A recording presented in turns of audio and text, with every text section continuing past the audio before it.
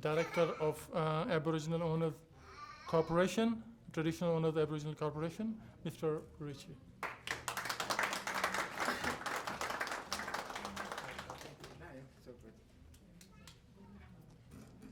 Thank you very much. I do have to apologise for the music. My son was supposed to come, but he's fallen a bit ill and can't do the music part of it. So, but I'm a good talker, so we'll do a bit of talking. So, you are residing on the land of the Ngunnawal people. We have been here for over 65,000 years. My mum is a Ngunnawal woman and a Ngunnawal elder who practices law, customs and Ngunnawal culture every single day. So first of all, I pay my respects to the Ngunnawal ancestors. It's their footprints that they've left behind in this beautiful country we call Canberra that we follow each and every day of our lives. It's important we look for those footprints because you walk on them, you live on them, you lay on them every single day. They are the safe passages through this land that we call Canberra that we follow. That is why we should look for these footprints. I pay my respects to the Ngunnawal elders, past, present, and also like myself that are emerging as well. It's important we acknowledge the emerging leaders. It's important we acknowledge our children because they are the next leaders as well that will keep our culture alive. We practice law, we practice culture every day. It doesn't matter whether you live in outback Australia or you live in urban Australia. We practice culture every day. It keeps it alive. I also pay my respects to the other cultures that are here today, especially the Pakistani Association. I thank you for the invitation, Ali. It was a great coffee talk we had, like that, and hopefully we can do lots more. In the words of my mum, the Ngunnawal people, we say, Yan Yaramburu Nanadara, Yalamandi. Hello and good evening from Ngunnawal country, and we welcome you. Ngunnawal people are one of over 500 different Aboriginal countries in Australia. It's amazing we have 500. And that doesn't include when you break down the countries. Inside the countries we have the family groups, what we call clans. In Ngunnawal country we have 7 clans. It's amazing that we don't look at finding those 7 clans because those 7 clans and those 7 families can tell you so much more, the deep inner side of what really Canberra used to look like, what Canberra really is. We can tell you things and stories about the mountains, about the rivers, about the dirt you walk upon and you build your houses on. A good example is Mount Ainslie. It's a Ngunnawal women's sacred place. We go to Ginninderra Falls. It's a Ngunnawal women's birthing place. Even in this beautiful lake, Lake Burley Griffin, it used to be the Molonglo River that flowed deeply through Ngunnawal country. It met up with the beautiful waterway that flowed underneath Northbourne Avenue, that met up with the Molonglo River, that give vibrant, beautiful water that flowed all the way down and met up with the Murrumbidgee River. It's amazing.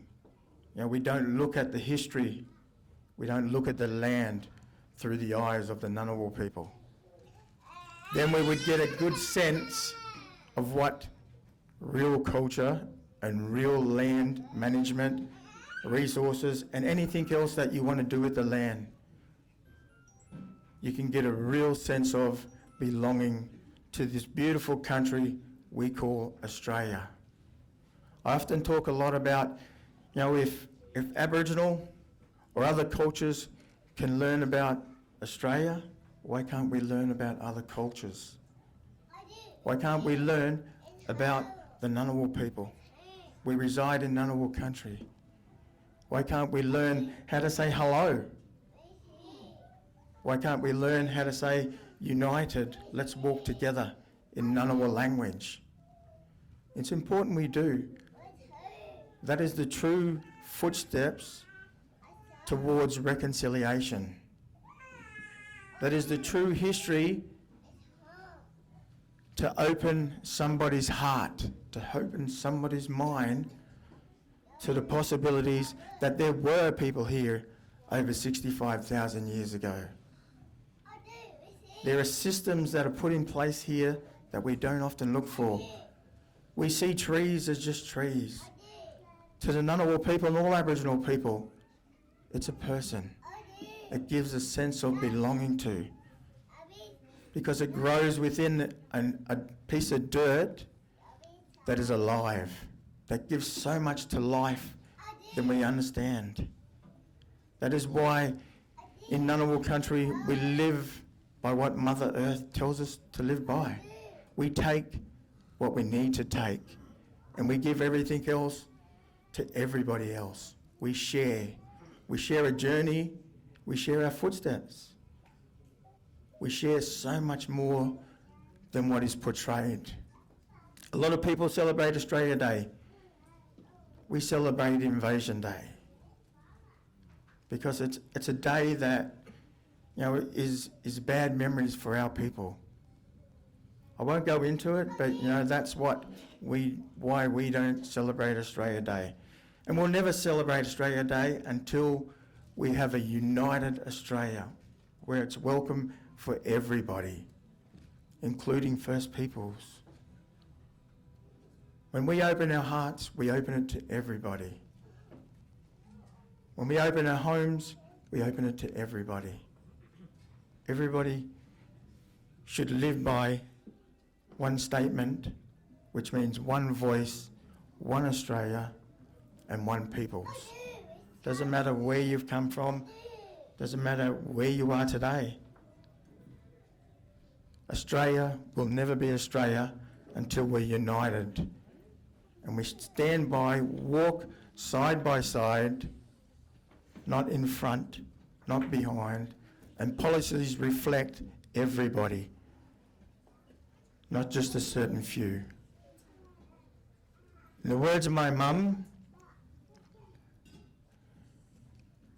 Yaga Gur, open your heart, Nana Dada on Ngunnawal country.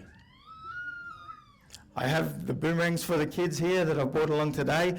Unfortunately, you're not allowed to have them till you leave. Strict instructions. But thank you very much, everyone.